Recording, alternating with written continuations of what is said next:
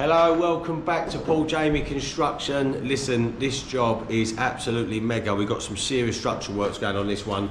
Unfortunately, you've missed a lot of the structural works. I've been on different jobs and I've had another team installing them, but today we're going to be installing 2 steels, countersunk in the ceiling. All the prep work's done, so I'm just going to give you a quick tour around to show you what we did yesterday, and then we'll go on to show you the installation. We've got 2 connection details as well. It's a thin connection, so it's quite a bit of setting out and stuff like that. I'll also explain the process of surveying the steels and ordering the steels as well, and give you a little bit of an indication on that. So let me give you a quick walk round. This is obviously your standard knock through, your standard typical under your bulkhead knock through. The client on this one didn't want to do the extra expense on countersinking these, but it would probably be okay because it sort of zones off this area. You've got the kitchen area here and a dining area here, so it probably works out quite well. We've got a big one up there.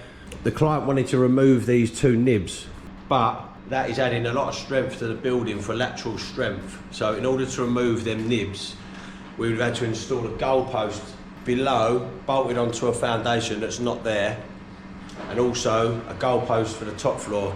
And we sort of estimated that at around about 10-12 grand. So that was taken out of the equation. So we're leaving the nib, top and bottom. So that one's upstairs, that's done. Now, due to the floor span from front to back, it's around about 9-10 meters, and we need to give it that lateral strength back. So we've got some steels. You can see there, we countersunk that one in there yesterday. It went in there extremely well. It was a little bit touch and go on this corner, but we done it. It's in nice and solid. All these joists have been cut back flush. So we've got a steel beam.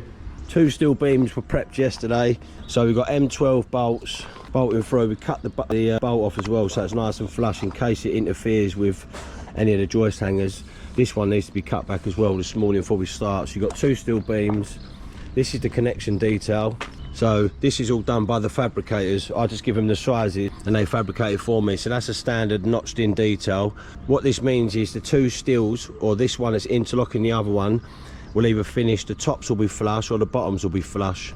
So we're going to go with countersunk in the ceiling with the tops flush. These are just done up hand tight, so we've got a little bit of play on that as well, which is very, very handy. So basically we use a steel fabricating team. It takes around about 3 or 4 days to be made, fabricated, cut, holes drilled out, painted as well, and delivered onto site. So I've done a little survey myself using the structural engineer's details. We've got 200mm bearings with pad stones going in as well. So Dan's done the pockets yesterday, ready to take these new steels, and we've done all the prep work already. So basically you'll see that thin connection detail will bolt into the end of that steel, run down the side, and we'll put jiffy hangers on it with twist nails, and that's going to safely support the floor both sides. Once them 2 steels are in, we're going to reinstate the floor joists on hangers as well both sides. So that's a bit of a lowdown what we've been doing. It's quite a big job, this one, but we're only showing the structural side of things now on the YouTube channel because we're getting a lot of good response and a lot of good feedback. Not gonna lie, we believe that we need to cut these back about 15-20 mil, so a little bit of a miscalculation on that, but honesty is the best policy. Right, so we've cut them back 20 mil just to give us a bit of play. All I've done was I marked 20 mil back on that side, 20 mil back on this side, pinged a chalk line through, and I just marked it with a roofing square to keep them nice and plumb. Skill saw to cut them off, circular saw, and then these end ones, we're going to use a reciprocator. If you haven't got the luxury of the floors being up like we have, then you can use a jigsaw. Make sure you get a decent blade, and they also do flush cut blades as well, so it takes out that top bit. It's not blocked by the plate.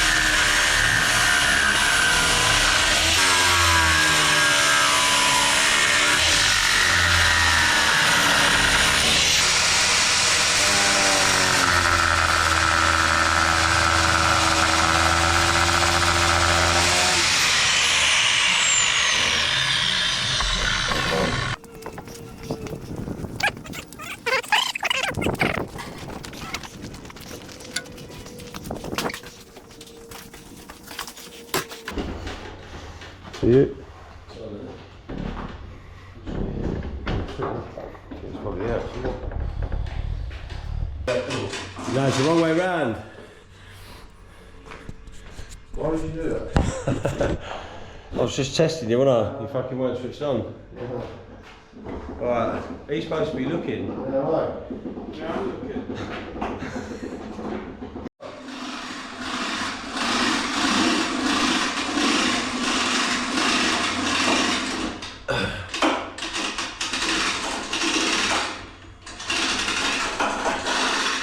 Be a cameraman, please.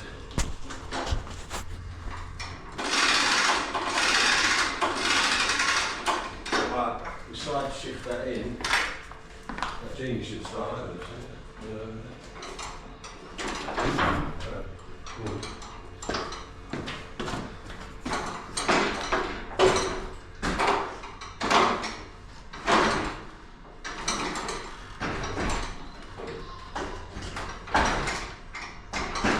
Show that what's. Can you show that what's going on? You can't put it in. So, two different size steels.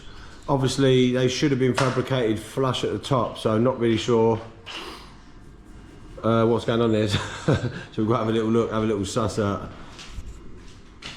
I'll keep you updated how we get over this situation. So the problem, yeah, this is the 152 and this is the 178. So they never allowed for that in the fabrication. So all we've done is just notched out the bottom and that should slide in now.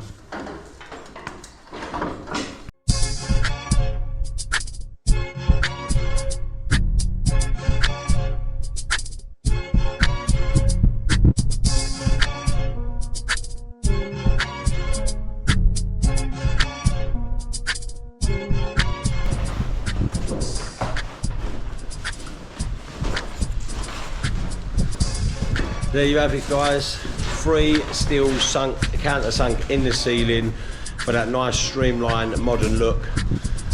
Get in touch if you want us to come and do yours, not a problem. We travel all over the country for structural works. Take care, see you soon.